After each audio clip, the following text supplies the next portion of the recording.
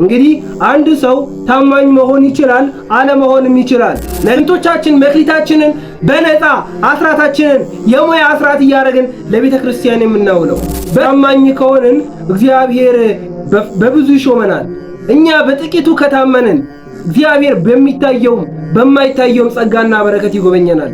በጥቂቱ እንድንታመን የአባቶቻችን አምላክ የኛም አምላክ እግዚአብሔር ይርዳን። በስመ አብ ወወልድ ወመንፈስ ቅዱስ አሐዱ አምላክ። የእግዚአብሔር ቤተሰቦች እንደምን ሰነበታቸው? አሜን። የአምላካችን የእግዚአብሔር ስሙ የተባረከና የተመሰገነ ይሁን። ሁላችንም እንደምናውቀው የአብይ ጾም ስድስተኛው ሳምንት ገብርኄር ይባላል።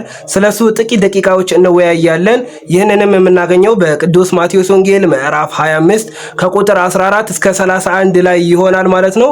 በዚህም ኃይለ ቃል ላይ ኢየሱስ ክርስቶስ ታማኝ አገልጋይ ስለ ታማኝ አገልጋይ የሚናገረው የሚያስተምርበት የመጽሐፍ ቅዱስ ክፍል ነው። በምሳሌ ኢየሱስ ክርስቶስ በብዙ ቦታ ላይ ተናግሯል፣ አስተምሯል። ይሄኛው በምሳሌ ካስተማረው ትምህርት የመጨረሻው ትምህርት ነው። እንግዲህ ገብርኄር ማለት ታማኝ፣ በጎ፣ ቸር አገልጋይ ማለት ነው። እንግዲህ ስለ ገብርኄርነት ስናወራ ስለ መክሊት እናወራለን። ኢየሱስ ክርስቶስ ለሶስት ሰዎች ጠርቶ እንደ አቅማቸው ለአንዱ 5 ለአንዱ 2 ለአንዱ 1 ሰጥቶ ሁሉም በአቅሙ ልክ ሰርቶ ወጥቶ ወርዶ አትርፎ እንዲመጣ ኢየሱስ ክርስቶስ በምሳሌ ያስተማረበት ምሳሌ ነው። እንግዲህ ሶስቱም ቀርበው ወደ ኢየሱስ ክርስቶስ ከረጅም ጊዜ በኋላ ያ ሰው መጥቶ የሰጣቸውን ንብረት በጠየቃቸው ጊዜ ባለ 5ቱ አትርፎ 10 አድርጎ፣ ባለ 2ቱ አትርፎ 4 አድርጎ፣ ባለ 1ዱ ግን ሳያተርፍ ያቺ የተሰጠችውን መክሊት ወስዶ ቀብሮ ያ ጌታ በመጣ ጊዜ አንተስ ያልሰራህበትን የምትጠይቅ ብሎ የመለሰበትን ታሪክ ከብዙ ባጭሩ እናገኛለን። እንግዲህ ገብርኄርነት ታማኝ አገልጋይነትን እናገኛለን። አንድ ሰው ታማኝ አገልጋይ ለመሆን ምን ይጠበቅበታል የሚለውን በጥቂቱ እንመልከት። አንድ ሰው በመጀመሪያ ደረጃ ታማኝ አገልጋይ ለመሆን ኃላፊነት መውሰድ መቻል አለበት። አዎ ሁላችንም እንደ አቅማችን ኃላፊነት መውሰድ መቻል አለብን። ለዚህም እኮ ነው የተሰጠንን መክሊት ሳንንቅ አክብረን መያዝ ይጠበቅብናል። ለዚህም ለተሰጠን ነገር ኃላፊነት ከወሰድን ታማኝነት እናገኛለን። ገብርኄር ወይም ደግሞ በጎ አገልጋይ እንሆናለን። ሌላው ታማኝነት ነው ወገኖቼ። በዚህ ሰዓት ላይ ውድ የሆነው ብርቅ የሆነው የማይገኘው ታማኝነት ቅንነት ነው። አዎ አንድ ሰው ቅን ሲሆን ታማኝ ይሆናል። ታማኝ ሲሆን ይወደዳል፣ ይከበራል። ስለዚህ በታመንበት ህይወት ክፍል ላይ፣ በስራ ላይ፣ በትዳር ላይ፣ ባለንበት የሥራ ዘርፍ ላይ ታማኝ እንድንሆን አምላካችን ይርዳን። አንድ ሰው ገብርኄር ወይም ታማኝ አገልጋይ ሲሆን ምን ያደርጋል? ትርፋማ ይሆናል። አዎ ማንም ባያየው እንኳን የዓለም ፈጣሪ ኢየሱስ ክርስቶስ ያየዋል። ኢየሱስ ካየው፣ እግዚአብሔር ካየው የልቡን መልካም መሻት ይፈጽምለታል። ስለዚህ ታማኝ ስንሆን ለእግዚአብሔር ብለን ታማኝ መሆን አለብን። በእግዚአብሔር መታመን መቻል አለብን። ለቃሉ መታመን መቻል አለብን። ህይወታችን ላይ እግዚአብሔር መታየት መቻል አለበት። ታማኝነታችን በተግባር ሊሆን ያስፈልጋል። እንግዲህ አንድ ሰው ታማኝ መሆን ይችላል፣ አለመሆንም ይችላል። ነገር ግን ውጤቱ ይለያያል። በስተመጨረሻ ኢየሱስ ክርስቶስ በመጣ ጊዜ ፍርዱ ይለያያል። አዎ ለሁላችንም የተለያየ ጸጋ ተሰጥቶናል። የተለያየ መክሊት ተሰጥቶናል። ኢየሱስ ክርስቶስ እንደ አቅማቸው ነው ለሶስቱም የሰጣቸው። ለኔና ለናንተም እንደ አቅማችን ትዳር ሰጥቶናል። እንደ አቅማችን ስራ ሰጥቶናል። እንደ አቅማችን ትምህርት ሰጥቶናል። እንደ አቅማችን የመዘመር፣ የማስተማር፣ የመስበክ፣ የመማር፣ የማገልገል ጸጋ ተሰጥቶናል። ልጆችን የማሳደግ ጸጋ ተሰጥቶናል። ጸጋችንን መቅበር አያስፈልግም። ጸጋችንን መጠቀም መቻል አለብን። እግዚአብሔር ለኔ፣ እግዚአብሔር ለናንተ ምንድነው የሰጠን ጸጋ? አዎ ያንን ጸጋ በሱባኤ በጸሎት ማወቅ ይቻላል። ያንን የተሰጠን ነገር ላይ መታመን መቻል አለብን። ታምነን ስንቆይ እግዚአብሔር በጥቂቱ ከታመንን በብዙ ይሾመናል።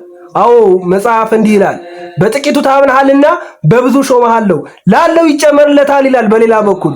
ስለዚህ ላለን ልንታመን ያስፈልጋል። በጥቂቱ ከታመንን እግዚአብሔር አምላክ በብዙ ይሾመናል። አዎ እግዚአብሔር አምላክ በእውቀት፣ እግዚአብሔር አምላክ በክህሎት ሾሞናል፣ ጸጋ ሰጥቶናል። ምን አለ ስንቶቻችንን በእውቀታችን እግዚአብሔር የሰጠን ዕውቀት ላይ ያንን ጸጋ ለቤተ ክርስቲያን አገልግሎት ያዋል ነው ስንቶቻችን ይሆን?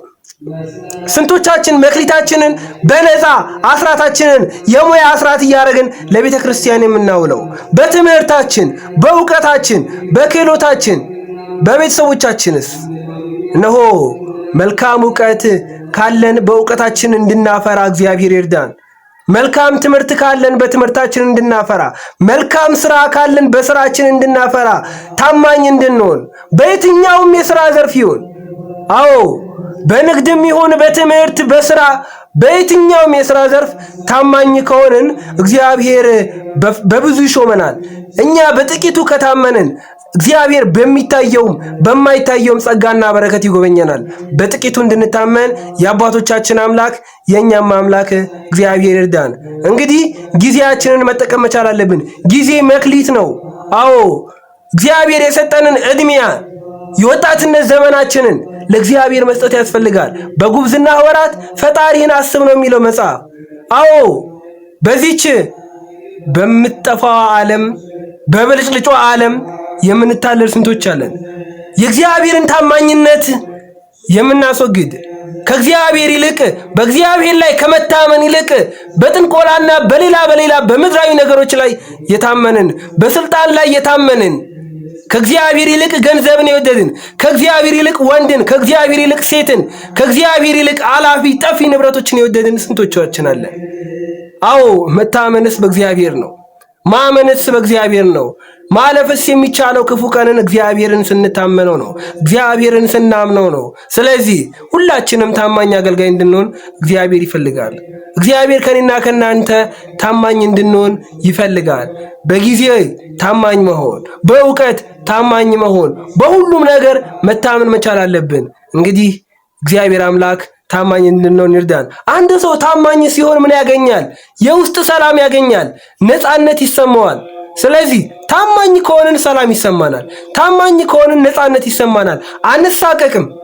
ማን መጣ ምን መጣ አንልም። ምክንያቱም ታምነናል። በቦታችን ላይ ተገኝተናል። በተቀመጥንበት ቦታ ላይ ታምነን ተገኝተናል። ስለዚህ ታማኝ ከሆንን የውስጥ ሰላም እናገኛለን። ሌላው የማይናወጥ ስም ያገኘናል። እገሌ እንደዚህ ነው አይባልም። እገሌ ታማኝ ነው የሚባለው ታማኝ ከሆንን። ሌላው ታማኝ ከሆን የፈጣሪ በረከት ረድኤት በኑሯችን፣ በሕይወታችን፣ በትዳራችን ይጎበኘናል። አዎ አሁን እኮ ለእግዚአብሔር መታመን አቅቶን ነው በራስ መተማመናችን የጠፋው። ሰው በእግዚአብሔር ከታመነ በራሱም ይተማመናል። ሰው የእግዚአብሔርን ሕግ የሚያደርግ ከሆነ የእግዚአብሔርን ሕግ የሚጠብቅ ከሆነ ዓለም አታታልለውም። ይቺ ብልጭልጭ ዓለም ና ወደኔ አትለውም። ስለዚህ ሁላችንም በእግዚአብሔር መታመን መቻል አለብን። ማቴዎስ ወንጌል ምዕራፍ 5 ቁጥር 21 ላይ በጥቂቱ ታምነሃልና በብዙ ሾመሃለሁ።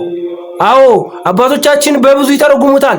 ባለ አምስቱን በኤጲስቆጶሳት በጳጳሳት፣ ባለ ሁለቱን በካህናት፣ ባለ አንዱን ደግሞ በዲያቆናት ይተረጉሙታል።